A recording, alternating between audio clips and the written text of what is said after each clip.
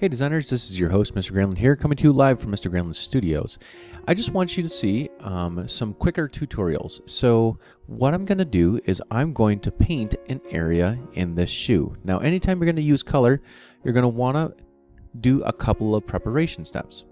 Number one, duplicate your layer. So go to the three dots and click on Duplicate Layer. You can also go to Layer and Duplicate Layer. Now this second shoe layer, click on the dots, we're going to change the blending mode to multiply.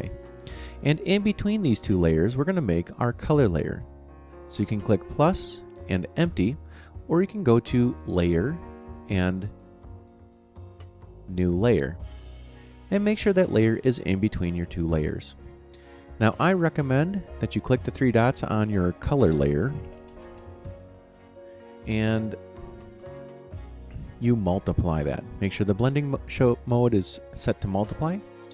Now when you use the paintbrush, it'll paint inside, but you're going to see the colors only apply to that layer.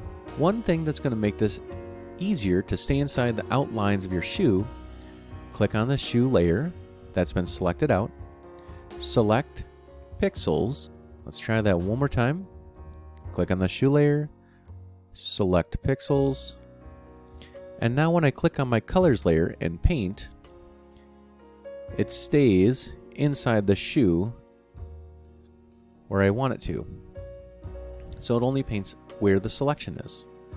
Second tip for painting inside of specific areas is to make sure that you're using the lasso select or the wand select for areas that you want to paint. I'm going to go to my image layer, click the wand tool there, then go to my colors layer, and now I can paint again.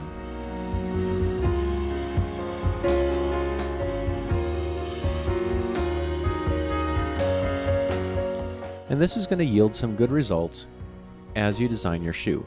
Now if you want a custom shape, you're probably going to use the lasso select tool, and then you can draw your shape.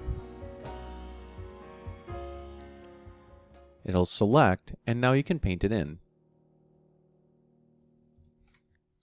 And there's your quick painting tutorial.